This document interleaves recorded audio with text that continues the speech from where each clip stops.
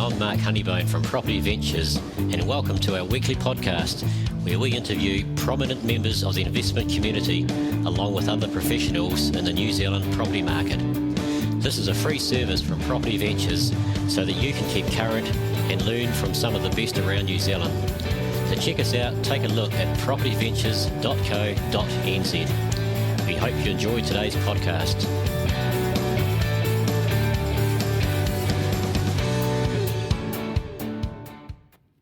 Welcome back to what will be the last podcast for 2015. Today we're having my co-host Aaron Davis. We're going to talk with Hadar Orkibi, who's been one of the most popular speakers in the podcast series over the last 2 years. We'll talk briefly with Hadar about what he's been up to this year and going from residential investing to commercial investing. And then the three of us will talk a bit about goal setting, mindset, and a few other tips that we do when we sit down at Christmas time and think of the year ahead. So sit back and enjoy the show. Okay, we've had a slight late change from the introduction. Aaron Davis can't turn up, so we get stuck with Hadar Orkibi and myself. So welcome to the show again, Hadar. Oh, thank you for having me, Mark. Yeah, pleasure, and it's by popular demand in a way. As the introduction said, you've been sort of, I think we've interviewed you about 3 times, and they're all one of the sort of 3 of the best shows or most listened shows that we've had. So you're doing something right, mate. Trying to. Yeah, trying to. It was interesting listening to you a couple of weeks ago at the APPP up here in Auckland, and you're sort of saying a bit about what you've done, well, generally, but also this year. So maybe for listeners that I probably want to hear a bit about what you've been up to, maybe talk a bit about that, and then we'll talk on to your dabble into commercial property. Yes, sure. In the last year, we basically been trading regularly in the Auckland property market and a little bit in Christchurch. Yep. The market was quite ripe for trading. We've been turning quite a few deals through renovating and adding some value and then putting back on the market after about 3 to 4 months. We found that the market was quite strong for that in terms of demand from investors and home buyers. Now I think the market slowed down a bit. Time will tell what will happen in the new year in terms of the demand, and if the market is going to keep growing the way it was in the last, let's say, couple of 2 or 3 years. Yeah, well, certainly we've had a few traders ourselves. We've seen during the year, and it's been a good year, obviously in Auckland, because the price has just been going so strong. Yeah, there is a sort of situation right now where it seemed to have levelled out, that's for sure. Yes, I think now we need to be a little bit more cautious and a bit more conservative with the numbers. Yes. There are a few developers already that are going bust, and people which were counting on capital gain without doing any improvements to the property, or perhaps relying on prices, on values which were achievable, let's say, anywhere between earlier this year till about the end of August. Yep. I've been monitoring quite a few sales in certain areas which I own properties. For example, New Windsor. There's a property there which we were planning to develop and build, for example, a new 4 or 5 bedroom house. Those houses were selling about 1.3 to 1.2 million. Now, in the last few months, there are a lot of those type of new builds which been passing in at auction and not achieving anything close to even 1.2 million. So when you planning a development of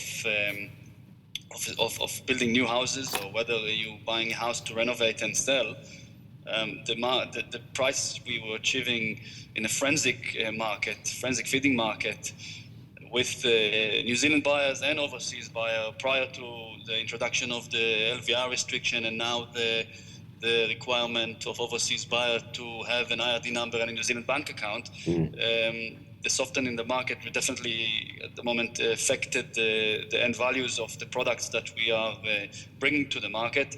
So we are being a bit more conservative with our due diligence and with what we are willing to pay for properties which are we are targeting. Yeah, absolutely. Probably the developers who started doing the prices a year ago will still be right, and maybe the ones doing it right now. But maybe if someone got into a development, say 4 months, 5 months ago, and planned on having their resale price of, as you're saying, new ones at 1.3 mil, the other ones might come a little bit unstuck, or just have to hold on for longer, or whatever the deal may be, if they can. Yes, in terms of developers, if we're looking into for trading or short-term development of building a house and selling, or 2 or 3 unit or 4 unit site, you really want to be in and out as fast as you can, so you can move to the next deal and even register the income within the financial year which you want to trade in. So for me, when I'm doing a trade, and a trade could be a development as well, as far as I'm concerned, to sell, anything you buy to own, sell, it's something which you want to turn over as soon as possible so you can move on to the next deal. Yeah, definitely, mate. It's quite important, and it's just less risk, isn't there? If it's a 3 and 4 month project, or 6 month project compared to the 3 year project, it's certainly less risk with the fluctuation of the market. Yes, the key is again and again and again is making the money when you buy. You make your money when you buy in property. When I buy a property to trade or to develop, I basically buy it at a price which I know if I want to sell it tomorrow, I could still sell it and make some money, but perhaps I'll make a little bit less money than I could make if I will be developing or adding value to the site. Basically, the principle is that you always have an exit strategy. Whether you decide that you want to exit the deal and not go through the development because you find out, whether you find out things about the sites which you didn't discover within your due diligence time frame, for example, very poor drainage and more requirement for upgrading the services and perhaps retention tax and things which will squeeze the margin to a level which it's going to be less attractive to go through a 9 to 12 months development. Perhaps you can just exit the deal by making 2/3 of the profit instead of making the 3/3 of the profit, and just turn it over quickly and get out and move to the next deal. Yeah, exactly. Yeah, with some deals like that, you obviously have to spend a bit of money when you start to find out, whether it's going to be a viable project and what have you. Again, I suppose that's where you buy well enough that if you spend several $1,000s or even $10,000 on doing your due diligence, that you can still bail out and not lose any money. Yes, for sure.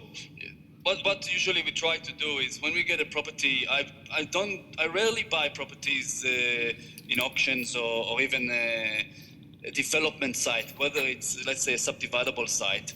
I would not be in a hurry to buy it cash unconditionally without doing a proper due diligence on it, because that just doesn't make any sense. You can have fish hooks there which would basically make something that looks good or something that looks like a great deal, a deal which will be a red herring or quacking duck. Yeah. Something that, it's just not going to be anything worthwhile pursuing, and nobody wants to lose any money. So usually we look on, for example, in Auckland, on the Auckland GIS viewer. Yep. And there we can see how the services are, where the services are placed on the site, whether they are in the site, outside the site, on the boundaries, or whether there are no services. Also, we could look on the Auckland Council website to evaluate if there are any overlays. For example, poor drainage, and you need to upgrade the drainage and stormwater. Whether the house is protected pre-1944. Some houses are at the moment you can't demolish them. There is demolition restriction on them. So you can't really just go and buy those properties without doing a proper due diligence on them. Therefore, we like to have a minimum of 7 working days due diligence time frame to establish if there is sufficient opportunity to develop the site at the right price. Yeah, definitely. And it's great. So what sort of projects have you looked at this year, Hadar? And have you sort of gone ahead with any And what's your plan sort of going forward with that type of projects? I keep trading properties, which I this year been renovating, whether it's in Auckland or in Christchurch. I've done one deal this year, and a few in Auckland, mainly renovations, nothing major, which we've done. One property I purchased in Auckland, in central Auckland, and I was planning to develop the site and build a house on it, a brand new house. That was the only way to actually establish a good return for that trade. The existing house was a 2-bedroom house in quite a poor condition, and the rental yield wouldn't be great for investors on that basis. And also the house required a lot of work. So a two-bedroom house is less attractive for a family in that particular location and that price bracket, which that suburbs can provide in terms of for us in terms of the turnover. And so it wasn't really viable to relocate the house. Any relocatable company, they don't want to buy, for example, to try and sell the dwelling even. They didn't want to buy it because it was a 2-bedroom. They can't use it. Nobody else wants it. And also there was some drainage problems over there. There's no soakage. You can't drain the water. So demolishing the house and building a new house would have cost me 30 grand. So everything started to add up. So I decided in the end not to pursue with it. And for example, managed to sell it to somebody else for 2/3 of the price which I would have got now that I've seen that the market have softened as well, just by saying it to somebody else and not doing much to it. Saying that, I have spent around 2.5 grand on due diligence, finding out where the storm waters and where the sewage lines are, and a few bits and pieces in terms of site survey and topographic report. So you always have to spend some money within your due diligence to establish where you're going with the deal. I knew it's a good deal when I bought it. Yep. But after doing some due diligence, I decided whether I go the whole hog and do the development, or whether I just pass the opportunity to somebody else. And the person who bought it is actually the next door neighbor. So he's got a more opportunity to develop the sites further on down the track. That particular site is under the Auckland Unitary Plan is it's terrace housing and apartment zoning, so he will have control of well over 1,200 square meter of land, which will have some great value over there in that particular pocket of suburb. Initially, I wanted to ask him if he wants to sell, but he didn't want to sell his house, so he didn't leave me much options. It was basically demolish and build, or see if he wants to buy it, and he was happy to buy it, and we agreed on a price which worked for both parties, and everybody's happy. Geez, a win-win, Hadar, a good result, eh? That's what it's all about. Yes, you've seen that house, didn't you? You came up with me to have a look there. Yeah, that's great opportunity for him also. So that's all good. But, I mean, you make some big decisions there every day of the week, and we'll talk a little bit later on about educating yourself and working around like-minded people. But with keeping all that in tow, I mean, you can make the confident decision, well, because you know the market, you're educated, and you've done your DD, and it doesn't hurt to spend a few thousand on DD and walk away at times. It's better off spending 2 or 3 grand than getting a hit with the wrong or losing money. Anything from 20 to 50 to 100 grand if you buy something wrong and you think you can do it, and then there's no point going into a project, whether it's a renovation or whether it's a development or subdivision, if you're not going to make a minimum 15 to 20% return on your capital, on the cost. So you better off invest the money. That we are in business of real estate, so that's part of the cost of the business. You can't make money without spending money on at least on the bare minimum of your due diligence. It's just not worth it. In terms of what else for this year, so as you know, Mark, within 2 hours I will be heading my way out from here and looking to go on a well-deserved long holiday. had quite a busy year. I'm already got plans in mind what we're going to do, and we keep looking for some other opportunities in Auckland, of course. Site which we could develop perhaps 2 or 3 or 4 or 5 or up to, let's say, six houses. Perhaps houses which will be rezoned under the unitary plan, something we can buy now and hold for a wee bit till later on in 2016, September, October, where hopefully the unitary plan will be activated. Mm-hmm. So we're looking into opportunities within that space, which we could develop and perhaps build a few houses, sell most, and keep some, whichever was left with less mortgage or unencumbered. And if we can make enough profit to pay out the debt from, let's say, 1 property out of 6, then we'll keep that as a buy and hold opportunity. Yep. Within the buy and hold portfolio. And we've been approached by quite a few investors, Auckland-based investors, wanting to do some partnerships and looking into developments and some opportunities around Auckland. If there are people who can sometimes find deals, but they don't have the 30% requirement deposit, we can work something out in terms of doing a joint venture as well. So at the moment, considering quite a few options to keep growing and moving in the marketplace over there in Auckland. It's a great market to be in. Yeah, and it's great to have your options open for next year, or what you can do or work with, or whether it's a smaller development or a trade or something to keep or whatever. So that's good. I just want to talk to listeners a little bit about, you've ventured into commercial this year, how that's maybe sort of happened and how that's gone and why you've liked it. Yes, last year we bought our first commercial property here in central Otago. Yep. To make a long story short, both kids have gone to school now, and my wife was looking for some opportunity in terms of doing something. She's a chef, qualified chef, and she was looking to perhaps just start a cafe or a business here locally. She's a great cook, and she used to do a little bit of catering here and there for some social events and local businesses, and she wanted to give it a go. So this one business was for sale, which was in a great location. It's an area which is called the Golden Block here. The Golden Block, it's a block of a few shops and Paper Plus and a few other national tenants, and in a very good central location.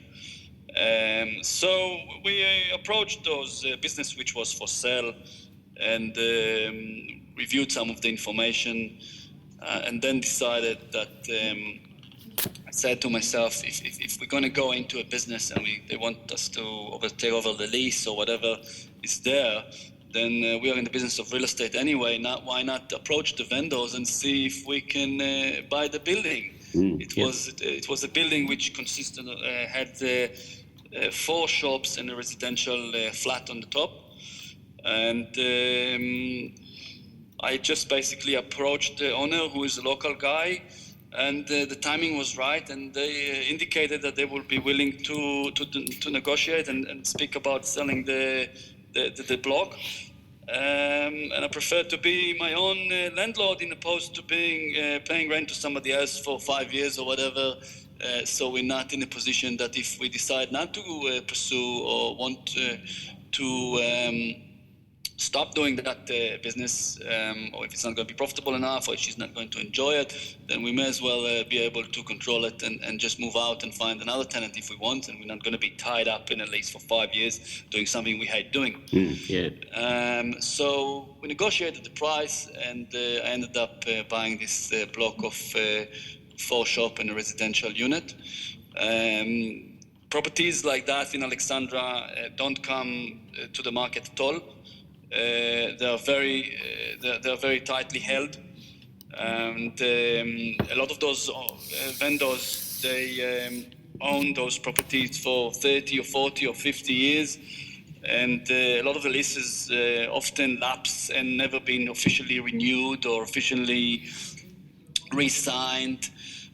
So we had an opportunity to negotiate the leases with all the tenants, and that was one of the conditions. I had two conditions, which were the main condition on the contract. The first condition was the valuation of the earthquake strength of the building, which came fine, and that was a cost of about $2,500. Right.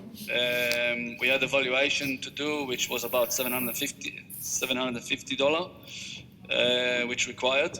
And the last condition, which for me was one of the second most important condition to the actual earthquake strengthening of the building, was to have the opportunity to negotiate the leases.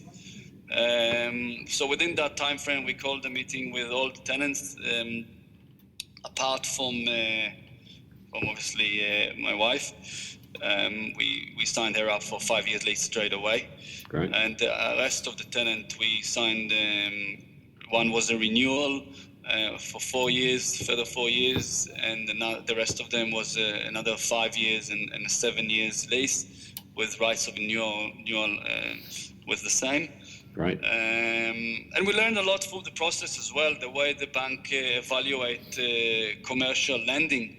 They evaluate how long they're going to give you the mortgage for by the length of the leases and the actual income that the property generates. So if you have leases which are 3 years or 2 years, whether a short time frame, then they give you the money for a shortened time frame. If you have longer lease, they'll lend you the loan will actually be fixed, for example, or available, not fixed, will be available for 4 years or 5 years or 6 years, and then reviewed, meaning that after the period they give you the loan, they could potentially tell you, we want the funding back. But that's a very important, it's called the WALT. So it's a weighted average of the lease and the income from the property. So that was the property which was purchased and was generating income of about $68,000 a year, and it is still based on about 9% net return. All the tenants were paying for all the outgoings when we signed up with them. We made sure that they're paying for 100% of the outgoing. Yep. In addition to that, we adjusted the lease to have a clause there which says that they need to give 6 months notice of renewal, in opposed to the Auckland District Law Society 3 months of renewal. That 6 months, especially in a smaller town, gives us enough time to find a new tenant in case they don't want to renew. And that's one of the tips I picked up over the years through reading a lot about commercial property as well. I was always interested to move into commercial because it's much less hassle, hands-free, and the cash flow is much better. Yeah, that's great. And I mean, the great thing about commercial is the stronger the lease, the better return and the better all-round that investment is. So that's some very good leases that you've got in mind. And the 6 month thing, that's great. And as I said, it gives you time. It just makes a whole investment a solid investment all round, doesn't it? Yes, it's de-risking the opportunity that if a tenant decides that they don't want to renew, you have 6 months that you're able to find a new tenant. Yeah. In that particular location, I don't think we're ever going to have a problem finding a new tenant. Yeah. But it just gives me a bit more security. 3 months in a small town like that, it's just not enough. So obviously with commercial property, we require a larger deposit. So anything from... bank will lend anything from about 60 to 70%. So you need 30 or about even 40% deposit, and it's really attractive in terms of cash flow. It's much more cash flow positive than buying a residential property. Although we're probably not going to see a lot of capital gain over the long term, but that particular strategy was to create a cash flow asset, which will be cash flowing from day one. Even with the mortgage of about 65%, it was still cash flowing about, I think it was something like $3,500 a year. A month. It was $3,500 a month cash flowing. And so we rolled that business. We started the business. Now we already sold the business because we established good business over there. It was still number one on TripAdvisor, and we had some good following and from the community and a good support from the locals, and business was doing well, but we decided that it's a bit too much of a tie for us to run a business like that. We learned a lot from the process. You can't go on your big 2-month holidays, mate, when you have a business like that.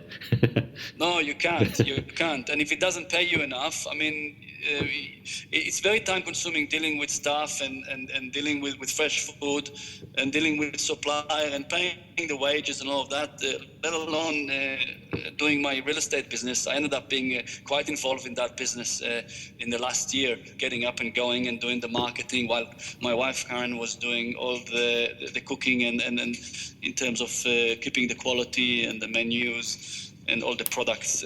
So anyway, we decided to sell the business, which we did. Prior to that, prior to selling the business, I had a property in Auckland which I purchased just in about 2012, where the market starting recovering in Auckland. That was pretty much near the bottom of just pretty much where the market started rising. I bought this big block of flats in Mount Wellington, which I spent about, it was a long-term buy and hold investment. I was never planning to sell it. I was just planning to hold it as a long-term rental. That was the intention from day one. Saying that, it was a block of flats, permanent material, and we could have had the opportunity to add some value, knowing that as an investor, you know, the worst thing can happen to us as an investor is not having access to cash. So one of my strategies all along the years was to have available line of credits. So perhaps my loan to value ratio over my portfolio will be about 50% or 60%, but technically it's actually maybe 80% or 70%, because I have those flexis which are ready to be drawn down if I need it, to be a cash buyer, to buy a trade, or to buy anything which will be an attractive buy and hold investment until you can refinance and repay that money back. So what happened there was we subdivided this block of flat, we unititled that, and added significant value to it. Additionally, we spent $150,000 unit titling, subdividing, having new concrete drive. It's a big process involved. It took a few months to do. Again, as a buy and hold, just to add some equity and use that money for further investing. At some stage, I kept an eye on the market, and the property appreciated in value so much by unit titling and by creating separate title, because each unit will be valued separately now as a home for somebody, in opposed to a block of an investment stock on one title, which usually is being evaluated by the yield. So basically, we put a yield on them, or a cap rate, if you want to call it, and you can say, oh, this value, that's 6%, is 7%, 8%, 10%, whatever it is.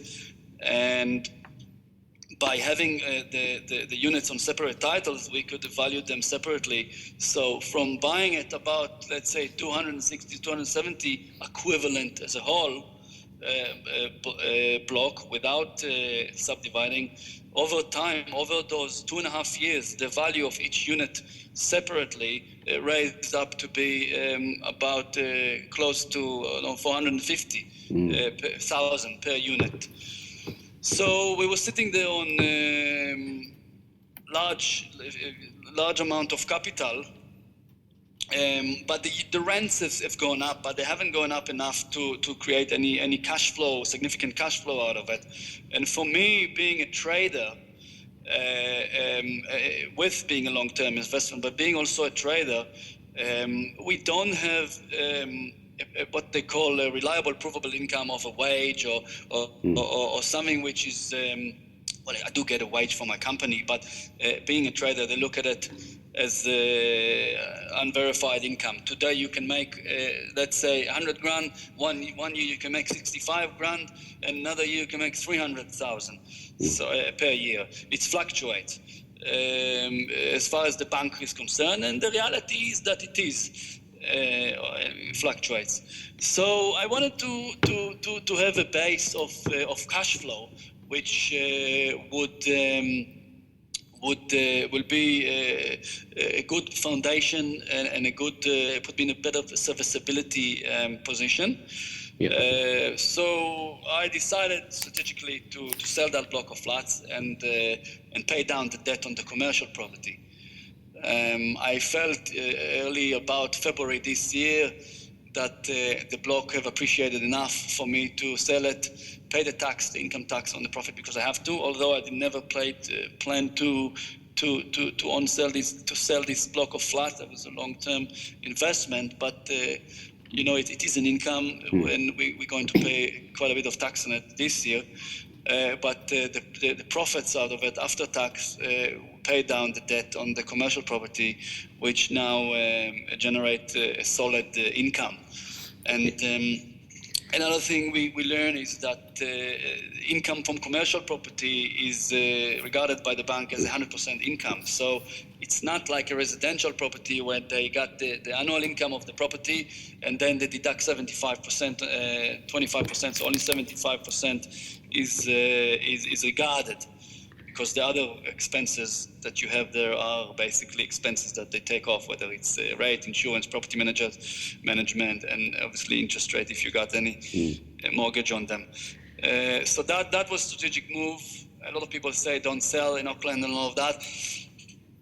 But I wanted to have a base. I wanted to know that if I stop working tomorrow or if something happens, I still have that security of solid income, passive income coming in. For me, it's all about passive income. I want to grow this passive income to a level where I can basically work if I want to and not work, or if I want to go on holiday for 2 months or 8 weeks or 6 weeks. 8 weeks is 2 months. Then I can. So that's what we did. Yeah, no, I love that story, Hadar, and it's for so many reasons, and a lot of people out there who have started trading this year, last year, in the last 10 years.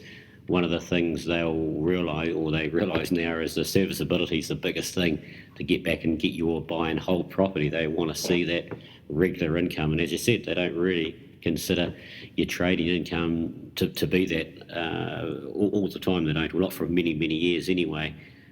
So in one hit, you've solved that problem within a reason where you're starting now. You get that regular income from that, as you said, whether you get out of bed or not. And then when you start trading and make the additional income, that's certainly going to help the serviceability in a big way in another year or two. And as I said, you learned through that also is the banks take that 100% income. That's the frustrating thing about residential. You get a rental appraisal for $500 a week, and they only take 60 or 70% of the, depending on what bank it is, of that income.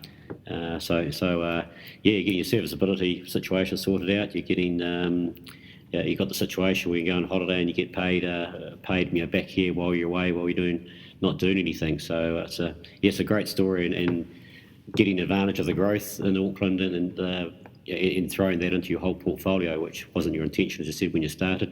Another story with that, with being a trader. As a trader, you pay your tax, and that's the way it is. And if you sell a property within 10 years, that's the risk you take if you're a trader and a buy and hold investor. If you sell your buy and hold within 10 years, you do have to still pay tax on any income, which is a real bugger, but that's just the way it is. That's the life, we are law-obedient citizens here, and we need to do it. So that's just the way it is. If I wouldn't have left enough after tax to pay down the debt on the commercial, I probably wouldn't have sold it. But I wanted to have a base of income. Some people have property, invest in property, and they still work in the day job, or they have other businesses or stuff. But I don't have that. So I'm a full-time property investor and a trader. So I wanted to create a base of income, which will be my base. And another thing to add about that is that after time frame, I had an idea, because the site is actually sitting on a corner and I applied for what they call a billboard sign over there, and it's called a hoarding site because it wasn't advertising any of the businesses which were in the block, one of the tenants over there. It was I was thinking to get a billboard on the site, on the one of the walls there on the corner of that, and have one of the local businesses advertising over there. So I had to go through a resource consent application.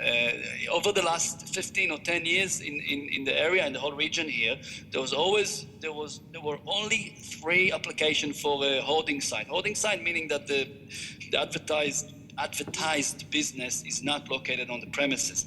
If I would have wanted to advertise any of the businesses which are my tenants, I could have put the sign there, no worries. So I had to go through a resource consent and all of that, and that cost about $2,000. Over the last 10 years or so, there were 3 applications. One was approved, one was declined, and one was withdrawn. Okay. I was the 4th one. And it took me about 4 months dealing with council, with the hearings and all sorts of notifications, and it was approved. So it was well worth doing. I found a national tenant who is advertising on that billboard now, and they currently pay another $2,000 or so per year and in advance. So that's just another way to top up the income and slowly add value to the building and create some more cash flow out of this property. Long term, there is also an option to build another story on that particular block of flats. If there is ever demand for an office building on top or something like that, I can always build another story because there is quite a generous height restriction in that particular main avenue. Yep. Yeah, that's pretty much to summarize my new debut into commercial property. If anybody wants to get into that, I recommend to get yourself educated first before jumping in. There's quite a lot of things involved in commercial property. It's quite different than residential. And I think it's a great opportunity for cash flow, perhaps for the more advanced investor. For New Zealand investors, there is a book which is called Commercial Real Estate Investing by Peter Rani from Empower Education. And I find this book very helpful. There is a lot of good information there and contributions by, for example, Ollie Newland and very other commercial investors. So commercial real estate investing is a really good New Zealand-based book for commercial real estate investing, which good to start up with if you want to start learning about commercial property. Great stuff. Yeah, thanks for that. That's awesome. And billboard advertising, that's another story to talk about another day. Also, it's a great way to get passive income, and you're never going to have a bad day from the tenants. So we'll leave this interview here right now with Hadar, and we'll be back next week where we're going to talk things of mindset, goal setting, and how both Hadar and I do that ourselves over the Christmas break when it's a bit quiet and during the year. And it is sort of related to property, and I'm sure most of you will get quite a bit out of it. So until next week, take care, and we'll catch you in 7 days' time.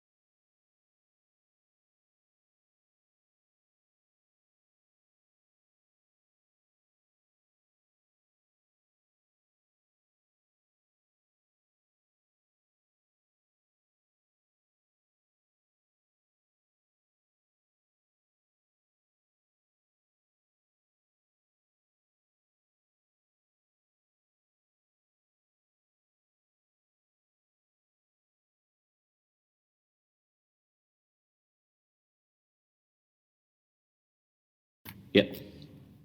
How many hours do you want to dedicate per week for your real estate investing? Whether you have other hobbies, so you can start with the short-term plan, meaning now in the next 2, 3, or 4 years, and long-term when you're going to be near the age of wanting some less involvement in property and perhaps more spare time to do other things.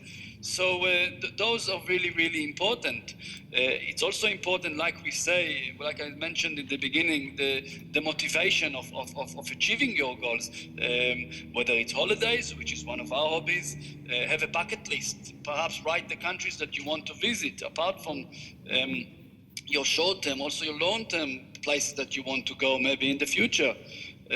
All those rewards are equals to your motivation for doing that. Perhaps you want to volunteer and do some volunteer jobs in parts of the world, and or maybe even just donate some money to things which are something which you care about.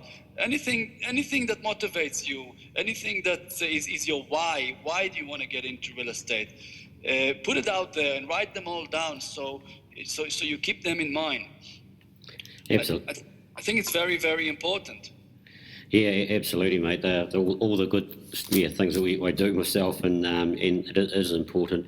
You've got to stay mentally strong through this game. It's sometimes you have hard days, and you need to have all those tools and tick all the boxes that you need to do to make sure you stay strong. And just one thing you're saying, I'm quite boring now. I always look at both sides. Everything ever happens in this world, I always look at the other side. There is another side to it, and just one thing, if you are looking at getting out there and giving up your daytime job to do property full time, just as a personal hint, and I've been there, done this. Make sure that you have got enough income or backup or whatever it is, because it can be a lonely world out there until you start mixing in all these groups like we're talking about. And it is a lonely world. You start getting your first and second and third paycheck from maybe a trade or whatever you're doing within the property spectrum. But that is it. Yeah, I have seen some people who have jumped ship too early, and like I probably did 9 years ago, but that's worked out as it's turned out. But I did have a couple of hard years along the way. Yes, I agree, Mark, and I prefer. I got people approaching me a lot who wants to to hear my opinion about that, and I prefer people to tell people to scale down their job and then gradually get more involved in property, in opposed to just quit their job, unless they already have a cash flow producing asset or a business or something which they can rely on in case there is no money coming in for 6 months. Because often with real estate, there's a big break before drinks sometime. When you pick momentum and there is good deal flow, the more the merrier, great. But it is happen when sometime it dries off a bit. So I really think scaling down is and putting more into property is a bit more appropriate than just quitting your day job, especially if you don't have anything to rely on. Another thing to discuss is when you set up your goals, you need to know your hourly rate. So what I mean is, how much does your time worth? How much does your time worth? And especially in your what they call the ROTI, return on time investment, it's crucial for any investor, especially the one who goes and like us, full-time investors. Because for me, for example, I rather not manage properties, because it's none of my properties are managed. Commercial properties don't need managed, and my residential properties are basically not managed by myself, not just because I'm geographically not located where they are. I'm just not interested spending that time dealing with tenants and taking care of maintenance, or even doing any manual jobs to improve the properties. Because I value my time, not just my time when I'm converting my time into leads or deals or transactions which are financial benefit. I value my time as well, whether it's spending time with my family and giving me some free time. So more free times for me is worth. There's a lot of weight into that. Yeah, it definitely is, and it is. It's really important to know what your hourly rate is. I believe a lot of people don't know. Yes, definitely. I mean, for me, delegating some other works to other professionals is key. And I also find it quite useful because it keeps me working on my business and less all the nitty gritty of my business. Yep. So I rather work on my business than working in my business and doing the day-to-day job of managing tenants and perhaps doing the renovations myself. So I like to give an example of how to calculate your hourly rate. Yep. Perhaps one has in mind they want $100,000 net income, and let's say as the medium term goal, let's say in 5 years' time, or even now, or whatever. If you have a long-term goal, preferably my hourly rate will be higher because I want more freedom. So let's work on that 100K. The 100K will be equivalent for, let's say we work 20 hours per week. So that's 4 hours a day for 5 days a week. So we only work 4 hours a day, let's say from 9 till, I don't know, about midday or something around there. And 5 days a week. So you have the weekend off totally to spend the time with your family and do whatever you want. So we have 20 hours a week of work. And we work, let's say, 45 weeks in a year. So basically 7 weeks off on holiday. Yep. Double that for you, Hadar, but carry on. So, well, it takes time to achieve those goals. Once you build a portfolio of passive income, you can enjoy the more freedom. That's what it comes down to. For me, wealth is measured by passive income, not necessarily how many properties you have, because the income gives you the freedom to enjoy your life. Yeah, definitely. So 45 weeks of work, time 20 hours per week. It's equivalent of about 900 hours of work per week. So if you take $100,000 and you divide it for 900 hours, so 100,000 divided to 900 hours, it's equivalent to about, exactly $111 per hour. So that's your hourly rate. And that's working 4 hours a week for 5 days a week. Nice. And having 7 weeks off. Now, ideally, in the long term, I might only want to work 5 hours a week. So imagine yourself my hourly rate there. It's close to $1,000 an hour. Yeah. And it's achievable. It's achievable over a long-term plan. And if you can build a solid foundation of passive income, one can have the freedom to achieve those goals. A lot of people who want to invest in property, their goals are to be financially free. The only way to be financially free is to have income coming passively, as far as I'm concerned. Yeah, definitely. No, that's great, Hadar, and it'll be some people will be sitting here with their mouths wide open who haven't heard that before. But it's so important to be, because sometimes when you are busy and people want an hour of your time or 2 hours of your time, not all the time. You and me are both pretty generous with our time, but sometimes it comes to a stage you have to pay. You have to make people pay for that time, and unless you know what you're worth, you don't know what to do. Yes, and a lot of people who listen to this podcast, Mark, they are from all different level of property investing. You got seasoned investors listening who's got portfolios in the tens of millions, and you got people who just wanting to start up. So we are trying to help people to take action. It's a lot about taking action. I think for starters, it's very good to read a lot of books and get knowledgeable, but putting the boots on the ground and doing something about it, and first step will be after you feel that you read enough books, which I'm going to recommend about mindset and property investing as well, and I've done it in the past in your other podcast, is to go and meet your mortgage broker and get funding. Get funding, join your local association, find deals, run it through your network of friends, and then see if they're of investor, and see if they're worth pursuing, and if they're worth pursuing, just go for it. You don't have to make the decision on your own. If it's a good deal, it's a good deal. I'm sure a lot of your deals, for example, as property ventures, they are good deals. So that's a reliable source of deal flow for people to consider. They don't need to go and look for deals all the time and spend hours and hours and hours networking with agents or looking on TradeMe or whatever if they don't have the time. Just for starters, network, get the contacts out there, and put yourself into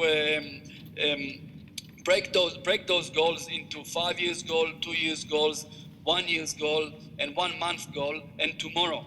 That will help you to achieve your lifetime goals, your long-term goal, which you're actually planning to achieve. It's very important. Make yourself little tasks. I do every day. I write my task for the next day. Call Mark, do work on the advertising, call those agents, follow up this auction, various things which are tasks within the day. Some of them are related to my day-to-day life as well. Get yourself a daily to-do list. It's very, very important. Absolutely. Yeah. And work towards your lifetime goals by ticking those things off. Also very important to invest in yourself, not just by educating yourself, by taking care of your body. And this is something which I just can't emphasize enough how much is so important. I started doing a lot of exercise and doing a lot of sport lately. I was always over the years on and off and all of that, but just in the last year or so, I started doing a bit more exercise on a regular basis, and I highly recommend it because it's balance your body, balance your mental space, and good body, good soul, good concentration, and it's just a very good way to stay focused. I often do private session with Phil, my CrossFit trainer, and now I joined the boot camp, which was running for 6 weeks, and I just keep renewing it, and I feel great about it. And I'm really recommending for people to, if they ever had feeling the need or the doubt, just push yourself in, motivate yourself to do it. Once you start doing it, it's getting pretty addictive, and it's really helped for your day-to-day handling of your business and your life. I think it's very good idea. If you're thinking about moving forward in the new year, I suppose you can make the decision to scale down your day job. If you never ask, you never get. Ask your employee if you can. Maybe you can do some of the work at home and still provide some good result. Or if you're deciding to do it anyway, put a date on it. So say for yourself, by April this year, 2016, I will be scaling down my day job. Everything needs to be dated, so you find yourself accountable up to a certain date. Or maybe, for example, you can put yourself a mission to add value to your existing portfolio, so you can leverage and create a further line of credit by certain dates, so you will be ready to purchase more properties when the market slows down in a couple of years' time. If you can get funding now, don't delay it for when the market is slow, because then finance will be more difficult than it is even now. So get yourself prepared. Don't procrastinate. Just do it now. Absolutely. Put yourself in a better position. Perhaps try to buy properties. Perhaps you were thinking about taking action on some of those leads that coming in your mailbox, or some things, properties you're wanting to buy in a certain area. Take action. Say to yourself, I want to go to a certain amount of open homes every week. I'm going to network with agents, with people, with other investors. Read some books. Get educated for the new year. Listen to those great podcasts of yours, Mark, and perhaps you want to have a mentor as well. If you find the right mentor and you take action on it, it could be money well spent. It could be, if it's the right person. Absolutely. Very, very important to set a SMART goal, and SMART stands for S-M-A-R-T. Specific goals, like we said, take specific actions, something that has a significant value. Goals which are measurable. You can measure the success, you can measure the process, and they are meaningful as well. Something which is attainable, which is action-orientated, things that you can actually go and do, achievable, something which is not necessarily way too high above. If you achieve your goal, increase the RAF, make it a little bit more difficult. It's like the income goal. First you want 100 grand, then you achieve that, then you work on 250, and then you want 400. And it's all achievable. Make them relevant to yourself, relevant to your life. Whether it's I'm setting a goal to improve myself in negotiation skill, maybe it's something which will be achieving physical result, like doing a marathon, or making an achievement which is important to you, something which is rewarding and satisfying. And very important, again, to emphasize the T, which is the time-bound or trackable results, which would be, obviously, you have those checkpoints over the 2, the 3 years, or even on a monthly basis. If you achieve the goals too easy, make your next goal harder. And you can also adjust your goals and adjust your strategy. I mean, I didn't plan to sell that block of flats in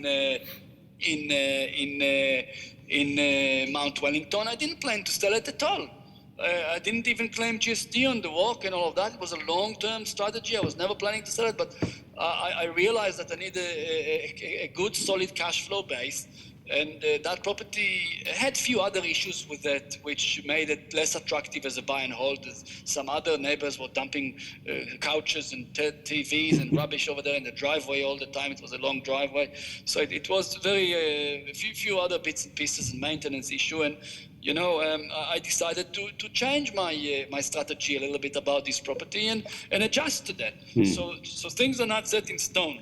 Yeah, I mean, look, some people say 10-year goals are too far ahead to have. I still am a big believer of putting a 10-year goal down. But yeah, they do change all the time. I mean, you change as a person every year. That you do what you do, and but I think it's good having those 10 years goals and have them. If people look at what I've got some what people would think are outrageous goals, but I think they're all are achievable by doing working through every year as I go, every 6 months as I go, and looking at it, focused on it, and all those good things you spoke about. So yeah, the attainable is important, but part of that's a mindset thing also.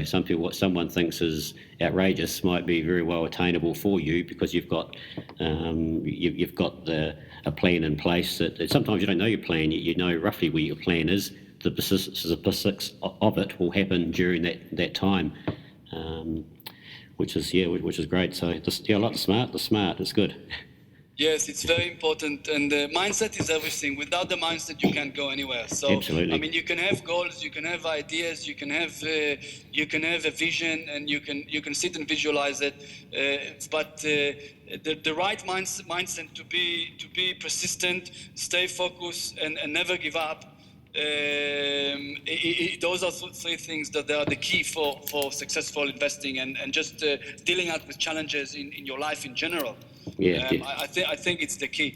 Definitely, and you can talk just in a minute yourself about some books you recommend. But for me, the mindset thing was I did a program through a guy called Kurrick Ashley, American living over in Australia, and I did a few of this. I listened to him speak a few times, and I did this 15-month program. For me, it was a meaning of life, not the Monty Python version, but for me, I got up at 5:45 every morning for 15 months and did this program that he produced, and it was just getting the mindset right and thinking totally different of how you think and how the world works, evolves, and this is just one part of a massive part of learning. But there is no standing still in this world. You're either going forward or back. The world evolves, and you have to decide whether you're going forward or backwards, because you can't just stay the same. It's like you said with a bit of fitness. You're either getting overweight or you're getting underweight. And it's the same with your learning. If you're reading books all the time or hanging around with like-minded people or what have you, you're always improving. But yes. that was a great program for me. Think and Grow Rich has probably been my number one book that turns that I read every 2 years. Yes. That's an essential book for me to read. And for that, I mean, there's numerous other books, but I think courses I've been to, but there are 2 that really stick for me.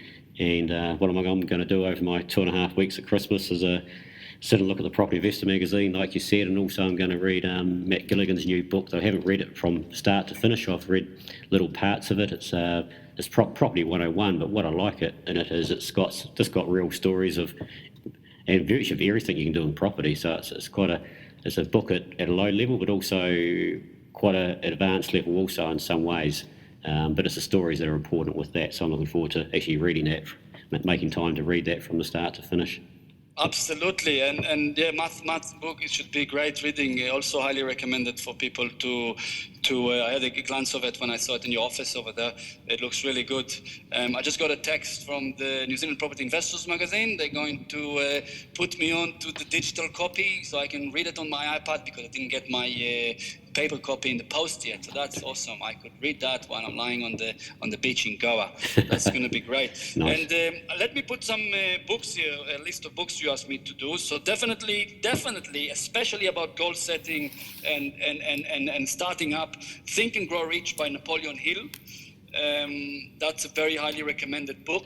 Very, very recommended. Now, when I read it a few years ago, I found it a little bit heavy for my own at the time. Funny you say that. So did I the first time I read it. Yep. Yes. Shows where we were.